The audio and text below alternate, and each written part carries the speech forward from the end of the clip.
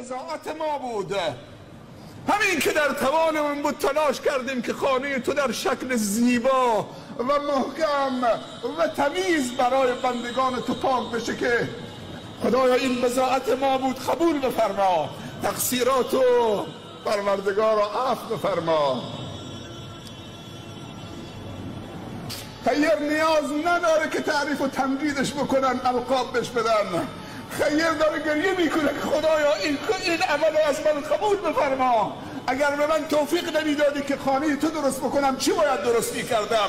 مالم و صرف چی میکردم؟ شرمنده است، مال خودش داده. از یک تاجر مسلمانی سوال کردن این مال توست؟ خجالت کشید که بگه مال منه. گفت ملک خدا در دست منه، من چی کاره هستم؟ مالک یوم الدین، مالک دنیا و آخرت خودشه.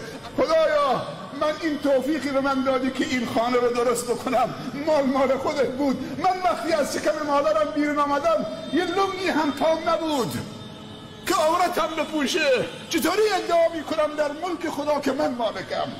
مالک الله، رازق الله، خالق الله، همه چی مال خودشه. مغرور نباشیم به کار خیرمون، مغرور نباشیم به درقت نمازمون. باید خدا ما و شما را رحم بفرماید. خدایا این جمع را رحم بفرما. خدایا این جمع مشتاق رحم توست. خدایا این جمع تعریف و تمجید نمیخواهد.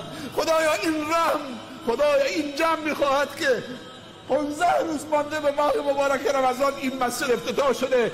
خدایا اینا میخواهند که اینها را به ماه مبارک رمضان برسانید، بر ماه رمضان را به اینها برسانید. خدایا از برکات شب قدر و شب عید و روز عید که روز پاداش و جزا و روز بخشش و مغفرت و رحمت است و عتق از جهنم است، خدایا اونها را به شب عید و روز عید برسانید. اینها نیامدن که برن خونه الان، اینها آمدن که با دست پر و مغفرت از تو بگیرن به خانه هاشون برمیگردن. این نقطه تحول در تاریخ مردم این منطقه است.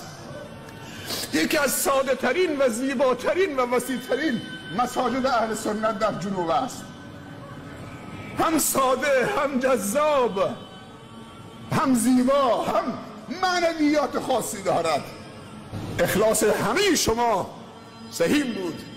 خدا به همه ما و شما توفیق بده که بندگی خدا بکنیم و خدمت خلق خدا بکنیم. از این دو کار هیچ چیزی بهتر نیست. روزی قافله شتوری از شام می آمد، این داستان شنیدنی است، در ایامی که مدینه در قحطی بود.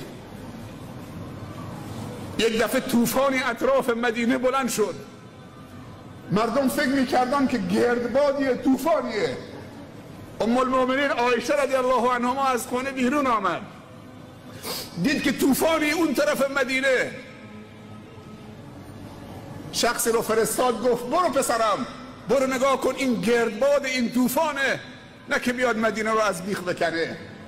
دوید و رفت، برگشت گفت یا اما، ای مادر، این طوفان و گردباد نیست. گفت پس چی بود؟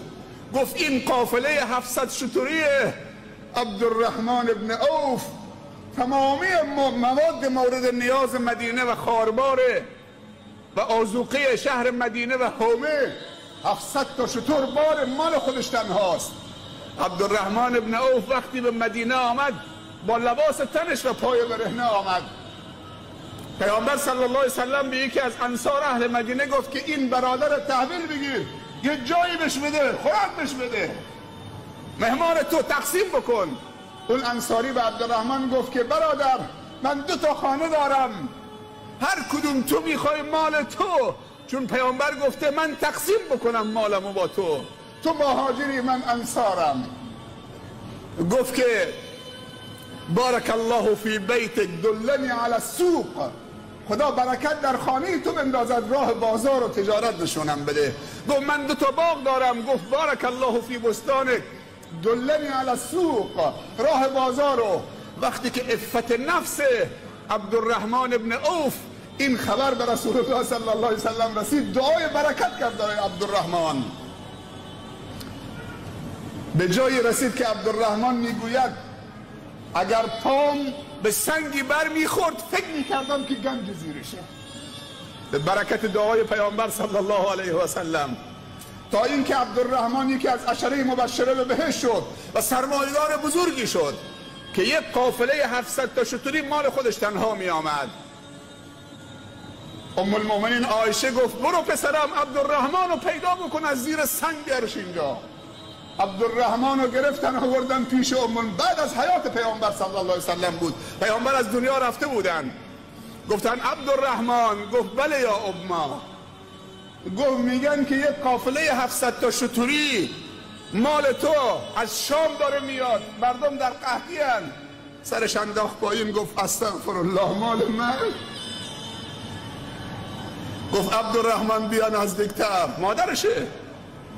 مادرشه یکی از ویژگی های امهات المؤمنین که هیچ مسلمانی حق نداره با اونها ازدواج بکنه، حرامه، از مادر حرام تره. گفت بیا نزدیکتر عبدالرحمن.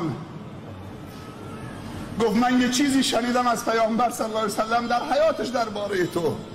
گفت مادر قافله ول کرد، 700 تا شتر ول کرد، روز قحطیه، هرچی سمسار و دلال رفتن بیرون که قافله رو بگیرن. قافله رو ول کرد، سیخ ایستاده پیش ام المؤمنین عایشه رضی الله عنها. گفت پیامبر درباره من چی گفته پیش تو؟ گفته که عبدالرحمن ابن عوف روز قیامت 4 دست و پا سینه خیز وارد بهشت میشه. گفت مادر پیامبر درباره من این گفت بله. گفت تو بیست من برمیگردم. گفت کجا میری؟ گفت 20 برمیگردم. رفت بیرون پیش قافله، تجار آمدن گفتن عبدالرحمن 1 تومن 10 تومن سود، 1 درهم 20 درهم. گفت بیشتر به من نفت دادن، سود دادن. گفتن 1 درهم 30 درهم، 1 درهم 100 درهم. گفت بیشتر به من سود دادن. گفتن 1 درهم 200 درهم، این دیگه آخر حدشه، انصافم چیز خوبیه. گفت بیشتر سود دادن. گفتن عبدالرحمن کسی تاجر تو مدینه و اطراف مدینه غیر از ما نیست کی 1 تومن 200 تومن بیشتر به تو سود و نفع داده و ربح داده؟ گفت کسی بالاتر قیمت نمیزنه؟ گفتن نه. گفت الله 1 تومن 700 تومن به من داده، من با الله تجارت میکنم. این 700 تا شتر همش در راه خدا تقسیم بشه بین فقرا. عبدالرحمن دوست داره که روز قیامت مردم دوان دوان مثل برق رد میشن از پل صراط، عبدالرحمن با سینه خیز رد بشه. من دوست دارم که این قافله رو در راه خدا بدم، حتی زمام شترم و وسایل شترم هم در راه خدا باشه. من میخوام دوان دوان وارد بهشت بشم.